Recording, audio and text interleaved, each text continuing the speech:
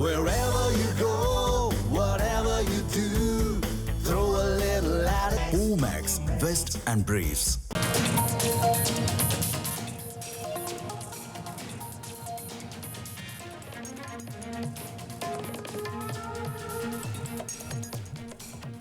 சேலத்தில் தூய்மை பணி மேற்பார்வையாளரை தாக்கியதாக திமுக கவுன்சிலரின் கணவர் கைது செய்யப்பட்டுள்ளார். பிச்சுப்பாளையத்தைச் சேர்ந்த மூர்த்தி என்பவர் சேலம் 48வது வார்டு தூய்மை பணி மேற்பார்வையாளராக பணியாற்றி வருகிறார். இந்நிலையில் சாக்கடை குப்பைகளை முறையாக அள்ளவில்லை என கூறி அவருடன் திமுக கவுன்சிலர் விஜயாவின் கணவர் ராமலிங்கம் வாக்குவாதம் செய்து தாக்கியதாக கூறப்படுகிறது. இதுகுறித்து புகார் அளித்தும் செவ்வாய்ப்பேட்டை காவல் நிலைய போலீசார் நடவடிக்கை எடுக்காததால் மாநகராட்சி ஊழியர்கள் போராட்டம் நடத்த முடிவெடுத்தனர். இதனை அறிந்த போலீசார் ராமலிங்கத்தை கைது செய்து சேலம் மத்திய சிறையில் அடைத்தனர்.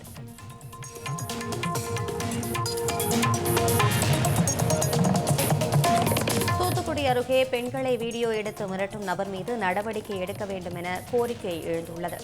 கூட்டாம்பள்ளி சந்தனமுத்து மாரியம்மன் கோவில் நிலத்தை தனிநபர் ஒருவர் ஆக்கிரமித்ததாக கூறப்படுகிறது. மேலும் அப்பகுதியை கடந்து செல்லும் பெண்களை வீடியோ எடுத்து மிரட்டி வருவதாகவும் தெரிகிறது. இதுகுறித்து காவல் நிலையத்தில் புகார் அளித்தும் நடவடிக்கை எடுக்கப்படாததால் பாதிக்கப்பட்ட பெண்கள் ஆட்சியர் அலுவலகத்திற்கு சென்று மனு அளித்தனர். கோவில் நிலத்தை மீட்க வேண்டும் எனவும் வீடியோ எடுத்து மிரட்டும் நபர் மீது கடும் நடவடிக்கை எடுக்க வேண்டும் எனவும் அவர்கள் வலியுறுத்தியுள்ளனர்.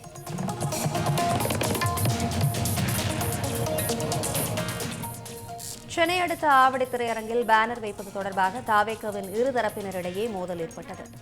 மணிகண்டன் என்பவரை திருவள்ளூர் மத்திய மாவட்ட செயலாளர் என குறிப்பிட்டு வைக்கப்பட்ட பேனருக்கு எம்எல்ஏ ரமேஷ்குமார் ஆதரவாளர்கள் எதிர்ப்பு தெரிவித்தனர். தான் மாவட்ட செயலாளர் என ரமேஷ்குமார் கூறிவிட்டு சென்றதால் அங்கு வாக்குவாதம் உருவானது.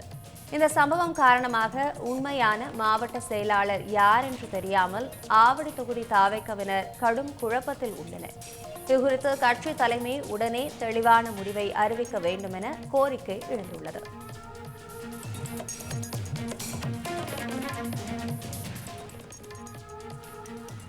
விவசாயிகளிடம் மூட்டைக்கு 50 ரூபாய் பணம் பெற்றதாக எழுந்த புகாரில் எழுத்தர் வேல்முருகன் பணியிடை நீக்கம் செய்யப்பட்டதற்கு எதிர்ப்பு தெரிவித்து பருவகால பணியாளர்கள் தர்ணா போராட்டத்தில் ஈடுபட்டனர்.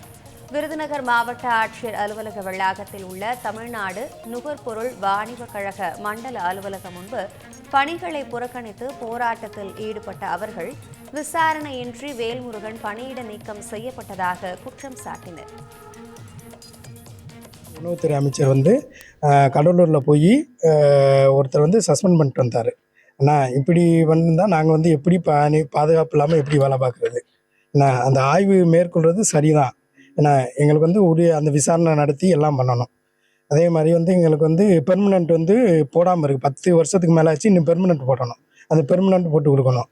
அதே மாதிரி விவசாயிகிட்ட நாங்கள் நெல் பர்ச்சேஸ் பண்ணும்போது 48 மணி நேரத்தில் இயக்கம் செய்யணும். அந்த விதிமுறை இருக்குது. அந்த 48 மணி நேரத்தில் இவங்க இயக்கம் செய்யாமல் விட்டுவிட்டு அந்தக்குள்ள ஷார்ட்டேஜெலாம் எங்கள் தலையில் இது பண்ணுறாங்க. அது நிர்வாகம் ஏற்றுக்கிறணும். இல்லாட்டினா அந்த லாரி ஒப்பந்ததாரரை ஏற்றுக்கிறணும். அதுக்கு அரசு வழி பண்ணி கொடுக்கணும். சேலம் மாவட்டம் கெங்கவல்லி அருகே டாஸ்மாக் கடையை அகற்றக் கோரி பெண்கள் உட்பட 100க்கும் மேற்பட்டோர் தர்ணா போராட்டத்தில் ஈடுபட்டனர். தமம்பட்டி வாரச்சந்தை சாலையில் உள்ள டாஸ்மாக் கடையால் பொதுமக்கள் மற்றும் பள்ளி மாணவிகள் பாதிக்கப்படுவதாக அவர்கள் குற்றம் சாட்டினர். தகவல் அறிந்து வந்த போலீசார் மற்றும் டாஸ்மாக் அதிகாரிகள் 1 மாதத்திற்குள் கடையை மாற்ற நடவடிக்கை எடுக்கப்படும் என உறுதி அளித்ததை தொடர்ந்து 3 மணி நேர போராட்டம் கைவிடப்பட்டது.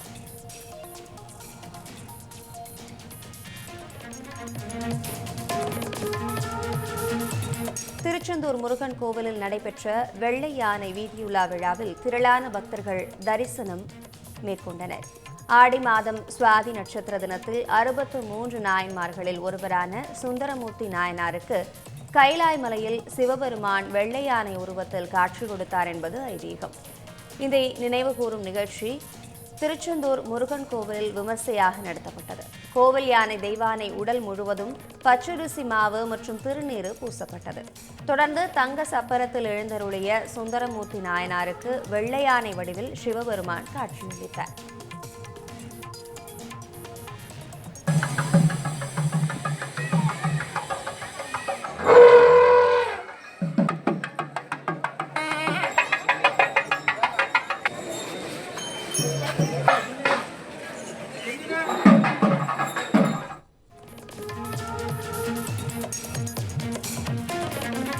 பொள்ளாச்சி அருகே தனியார் பள்ளி வாகனம் மீது லாரி மோதியதில் மாணவர்கள் காயமடைந்தனர்.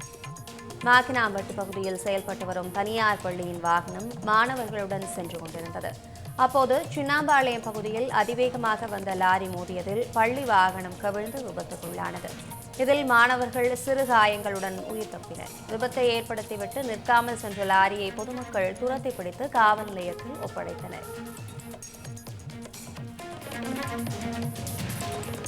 திருவண்ணாமலை மாவட்டம் செங்கம் அருகே பாலம் கட்டுமான பணி தொடர்பாக ஏற்பட்ட மோதலில் இருதரப்பினர் மீது போலீசார் வழக்குப்பதிவு செய்து விசாரணை நடத்தி வருகின்றனர்.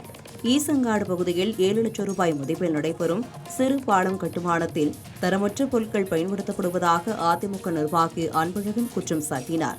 இதையடுத்து ஏற்பட்ட தகராறு தொடர்பாக இருதரப்பினரும் பரஸ்பர புகார் அளித்த நிலையில் போலீசார் வழக்குப்பதிவு செய்து விசாரணையை தொடங்கியுள்ளனர்.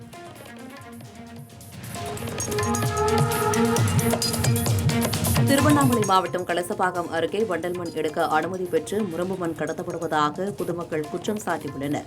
பானாம்பட்டு கிராம ஏரியில் விவசாய பயன்பாட்டிற்காக வண்டல் மண் எடுப்பதாக அனுமதி பெற்று அதை தவறாக பயன்படுத்தி சட்டவிரோதமாக முரம்பு மண் கடத்தப்படுவதாக அவர்கள் தெரிவித்தனர். இதுகுறித்து சம்பந்தப்பட்டவர்கள் மற்றும் அலட்சியம் காட்டிய அதிகாரிகள் மீது உரிய நடவடிக்கை எடுக்க வேண்டும் என்று வலியுறுத்தினர்.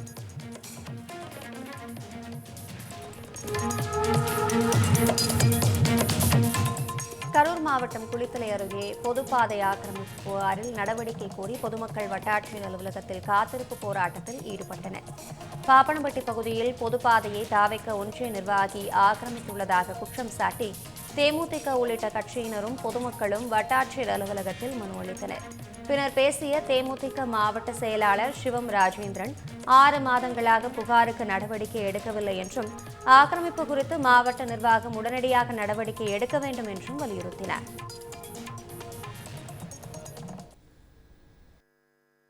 வரவணை ஊராட்சி பாப்பனம்பட்டியில் பொதுமக்களோட நீண்ட நாள் கோரிக்கையான அரசு புறம்போக்கு எடுத்த வழிப்பாதையை தனிநபர் ஆக்கிரமிப்பு அகற்றக்கோரி பலமுறை மாவட்ட ஆட்சித்தலைவரும் வட்டாட்சியர் அலுவலகத்திலும் கோரிக்கை மனுவாக கொடுத்தேன். அதை தொடர்ந்து நடவடிக்கை தொடராத பட்சத்தில் நாங்கள் இன்று ஊர் பொதுமக்கள் சார்பில் காத்திருப்பு போராட்டத்தில் இன்றைக்கி வட்டாட்சியர் அலுவலகத்தில் வந்திருந்தோம். வட்டாட்சியர் அவர்கள் எங்களை கூப்பிட்டு 1 வார காலம் எங்களுக்கு டைம் கொடுங்க, அந்த ஆக்கிரமிப்பை ஆய்வு செய்து நாங்கள் ஆக்கிரமிப்பை அகற்றி கொடுக்குறோம்னு வாய்மொழி உத்தரவு கொடுத்துருக்காங்க. தூத்துக்குடியில் கப்பல் கட்டும் தளம் அமைக்கும் திட்டத்தை கைவிடாவிட்டால் பல்வேறு கட்ட போராட்டங்களில் ஈடுபடுவோம் என உப்பு உற்பத்தியாளர்கள் எச்சரித்துள்ளனர். சாராட்சி தலைமையில் நடைபெற்ற ஆலோசனைக் கூட்டத்தில் முள்ளக்காடு கோவளம் பகுதியில் கப்பல் கட்டும் தளம் அமைப்பது தொடர்பான பேச்சுவார்த்தை உடன்பாடின்றி முடிந்தது. பின்னர் பேசிய உப்பு உற்பத்தியாளர்கள் உப்பு தொழிலாளர்களின் வாழ்வாதாரம் பாதிக்கப்படாத வகையில் திட்டத்தை கைவிட வேண்டும் என வலியுறுத்தினர்.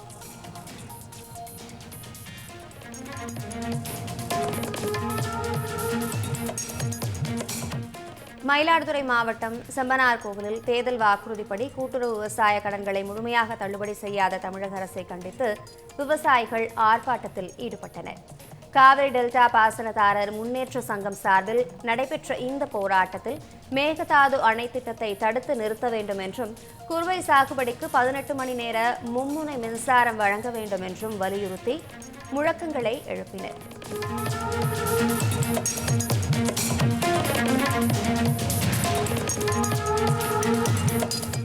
உலக அளவிலான கூகுள் ஏஐ ஆராய்ச்சி போட்டியில் முதலிடம் பெற்ற சாதனை படைத்த மாணவரை அமைச்சர் சம்பத்குமார் நேரில் அழைத்து பாராட்டினார். அமெரிக்காவில் நடைபெற்ற கூகுள் டீமைன் கேகன் போட்டியில் முதலிடம் பெற்று 24 லட்சம் ரூபாய் பரிசு வென்ற கோவையை சேர்ந்த சென்னை ஐஐடி மாணவர் அர்ஜுன் திலக்கை வாழ்த்திய அவர் முதலமைச்சர் சந்திக்க ஏற்பாடு செய்வதாகவும் உறுதியளித்தார். எரோஸ் இன்னோவேஷன் கம்பெனியில் நாங்கள் large cultural model LCM models வேலை செய்கிறோம். ஸோ அங்கே இமேஜ் ஜென்ரேஷன் மாடல்ஸ் இந்தியன் கல்ச்சரோட நடக்கும். ஸோ ஃபார் எக்ஸாம்பிள் இப்போ நான் காது குத்து பண்ணணும்னு நான் சொல்கிறேன்னா அது ப்ராப்பராக கரெக்டான காது குத்து ஃபோட்டோ ஜென்ரேட் பண்ணும். அது பண்ணாமல் வேறு ஏதோ ஜென்ரேட் பண்ணுச்சுன்னா அது ஹலூசினேட் ஆதோ இல்லை தப்பாக பண்ணுதுன்னு அர்த்தம். ஸோ இதை நாங்கள் எங்கள் பெஞ்ச் மார்க்கால நீங்கள் ஒரு தாட்டி ரன் பண்ணி பார்த்துட்டு அந்த ஸ்கோர் வச்சு நீங்கள் ஃபைன் டியூனோ இல்லை ரீஎன்ஃபோர்ஸ்மெண்ட் லேர்னிங் வச்சு அதை என்ஹான்ஸ் பண்ணுறதோ நீங்கள் பண்ணிக்கலாம். ஸோ இதுதான் நாங்கள் பண்ணது. அண்ட் இந்த ஹேக்கத்தானில் வந்து 7000 பேர் பார்ட்டிசிபேட் பண்ணாங்க. அதில் 1000 டீம்ஸ் சப்மிட் பண்ணாங்க. அண்ட் அதில் வந்து நாங்கள் ஃபர்ஸ்ட் ப்ரைஸ் வின் பண்ணியிருக்கோம்.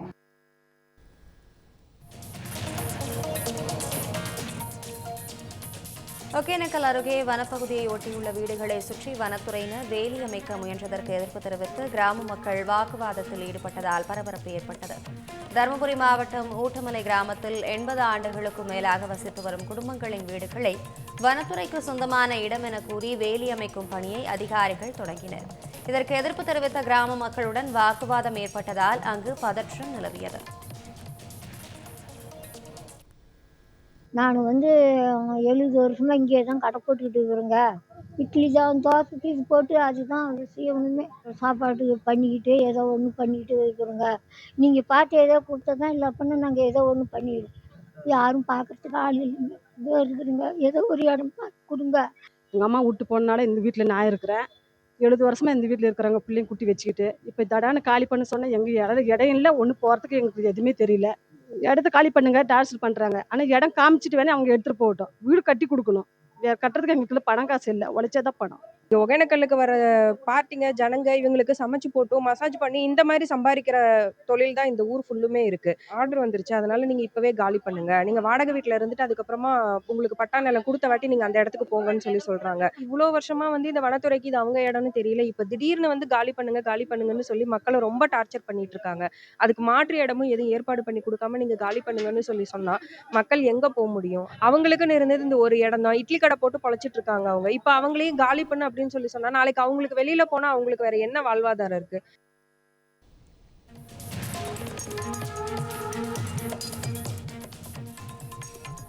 காரைக்குடி அருகே கோவிலுக்கு சொந்தமான நிலத்தை விற்பனை செய்ய முயன்றதாக கூறப்பட்ட சம்பவத்தில் அறங்காவலர்கள் எதிர்ப்பு தெரிவித்ததால் பரபரப்பு ஏற்பட்டது. இழுப்பங்குடி சுயம்பு பிரகாசேஸ்வரர் கோவிலுக்கு சொந்தமான பல கோடி ரூபாய் மதிப்புள்ள நிலம் ஆக்கிரமிக்கப்பட்டதாக ஏற்கனவே புகார் அளிக்கப்பட்டிருந்தது. இந்நிலையில் அதை விற்பனை செய்ய முயற்சி நடந்ததாக கூறி அறங்காவலர்கள் திரண்டனர். தகவல் அறிந்து வந்த போலீசார் சட்டவிரோதமாக பணியில் ஈடுபட்டிருந்த 2 ஜேசிபி இயந்திரங்களை பறிமுதல் செய்தனர்.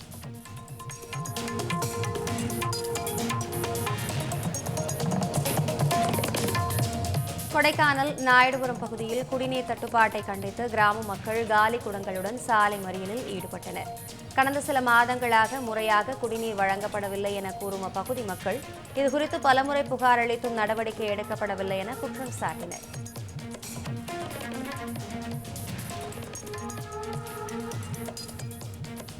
கன்னியாகுமரி மாவட்டம் மார்த்தாண்டம் சார் பதிவாளர் அலுவலகத்தில் லஞ்சம் மற்றும் முறைகேடுகளை கண்டித்து முன்னாள் எம்எல்ஏ பிரின்ஸ் உள்ளிட்ட உள்ளிருப்பு போராட்டத்தில் ஈடுபட்டனர். முறையான ஆவணங்கள் இருந்தும் பத்திரப்பதிவு செய்ய மறுப்பதாக குற்றம் சாட்டிய அவரிடம் அதிகாரிகள் பேச்சுவார்த்தை நடத்தினர்.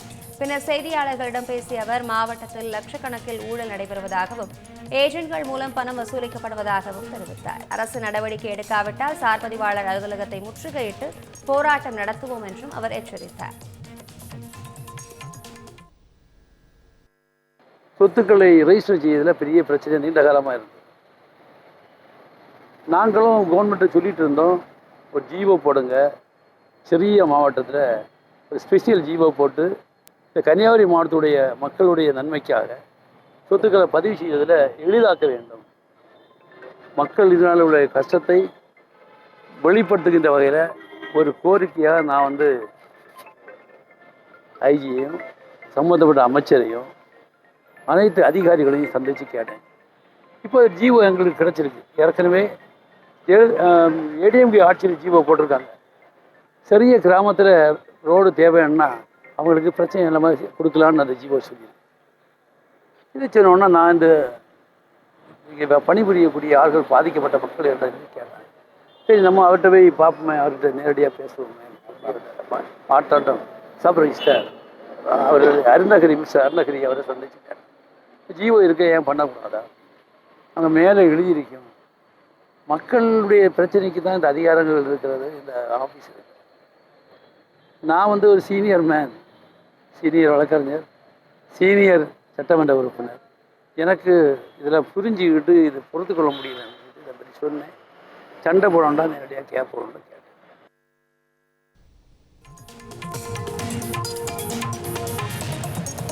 கன்னியாகுமரி மாவட்டம் சுசீந்திரம் தாணுமாலயம் சுவாமி கோவிலில் போலி ரசீது மூலம் பக்தர்களிடம் பல லட்சம் ரூபாய் வசூல் செய்து மோசடி நடைபெற்றதாக புகார் எழுந்துள்ளது. இதையடுத்து கோவில் கணக்கர் பணியிடை நீக்கம் செய்யப்பட்டுள்ள நிலையில் மாவட்டத்தில் உள்ள பிற திருக்கோவில்களிலும் பண மோசடிகள் குறித்து முறையாக விசாரணை நடத்த வேண்டும் என விஸ்வ இந்து பரிஷத் வலியுறுத்தியுள்ளது.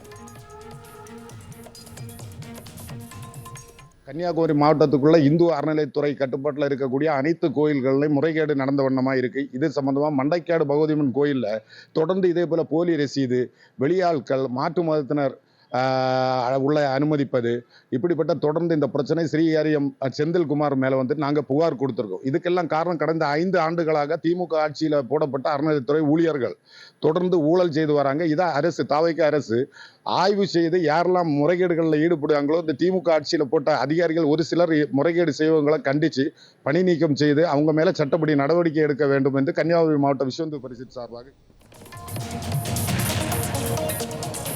சமூக நல்லிணக்கத்திற்கு முன்மாதிரியாக வன்னியர் மற்றும் தலித் அமைப்புகள் இணைந்து செயல்பட வேண்டும் என சபாநாயகர் JCD பிரபாகர் தெரிவித்தார். சென்னை செம்மொழி பூங்காவில் முதலமைச்சர் விஜயன் 52வது பிறந்தநாளை முன்னிட்டு நடைபெற்ற அன்னதான நிகழ்வில் பேசிய அவர், தமிழ்நாடு வன்னியர் தலித் கூட்டமைப்புகள் சமூக நல்லிணக்க பணிகளை பாராட்டியதுடன் பசி போக்கும் பணிகளுக்கு முதலமைச்சர் விஜய் முக்கியத்துவம் அளித்து வருவதாகவும் கூறினார்.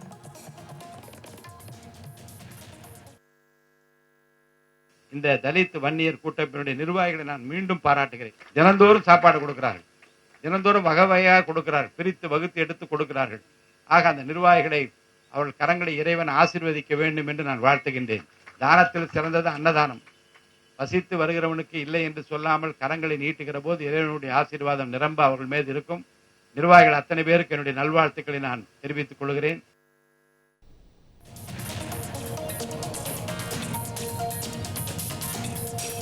நாமக்கல் மாவட்டம் குமாரபாளையத்தில் நகராட்சி தூய்மை பணியாளர்களுக்கான சிறப்பு முகாமை பால்வளத்துறை அமைச்சர் விஜயலட்சுமி நேரில் பார்வையிட்டு ஆய்வு செய்தார். அப்போது குப்பைகள் அகற்றப்படாமல் இருப்பதாக பொதுமக்கள் அளித்த புகாரை தொடர்ந்து பணிகளை விரைந்து முடிக்க அதிகாரிகளுக்கு அவர் அறிவுறுத்தினார். மேலும் குமாரபாளையம் நகராட்சிக்கு குப்பை கொட்டுவதற்கான இடம் ஒதுக்க தேவையான நடவடிக்கைகளை மேற்கொள்ளவும் உத்தரவிட்டார்.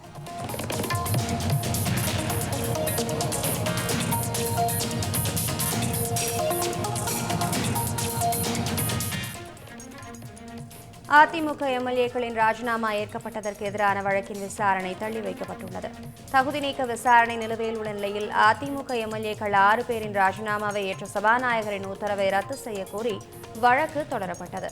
இந்த மனு சென்னை உயர்நீதிமன்றத்தில் விசாரணைக்கு வந்தபோது ராஜினாமா செய்தவர்களின் பதில் மனுக்களுக்கு பதிலளிக்க அதிமுக கொறடா அக்ரி கிருஷ்ணமூர்த்தி தரப்பில் அவகாசம் கோரப்பட்டது.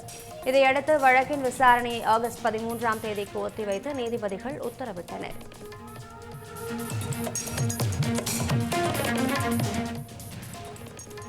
சேலம் அம்மாப்பேட்டை பகுதியில் உள்ள டாஸ்மாக் கடையில் மதுபான பாட்டில்களுக்கு கூடுதல் பணம் வசூலிப்பதாக எழுந்த புகார் பரபரப்பை ஏற்படுத்தியுள்ளது. மது பாட்டிலுக்கு 5 முதல் 10 ரூபாய் வரை அதிகமாக வசூலித்ததாக கூறப்படும் நிலையில் அதை செல்போனில் பதிவு செய்த நபரின் செல்போனை ஊழியர் பறித்ததாக கூறப்படுகிறது.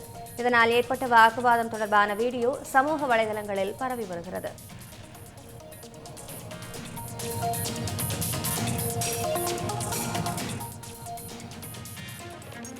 மதுரை மாவட்டம் முத்துப்பட்டி காளியம்மன் கோயிலில் ஆடித்திருவிழா நடத்தப்படாததை கண்டித்து பொதுமக்கள் அறநிலையத்துறை அலுவலகத்தை முற்றுகையிட்டு போராட்டத்தில் ஈடுபட்டனர். கோயில் நிர்வாகத்தை அறநிலையத்துறை ஏற்ற பிறகும் திருவிழா ஏற்பாடுகள் செய்யப்படவில்லை என குற்றம் சாட்டிய அவர்கள் பலமுறை மனு அளித்தும் நடவடிக்கை இல்லை என தெரிவித்தனர். தகவல் அறிந்து வந்த போலீசார் பேச்சுவார்த்தை நடத்தி போராட்டத்தை கலைத்தனர். இந்த மாதிரி யூஸ்ஃபுல்லான இன்ஃபர்மேஷன்ஸை தெரிஞ்சுக்க தமிழ் ஜனம் சேனலை சப்ஸ்கிரைப் பண்ணுங்க.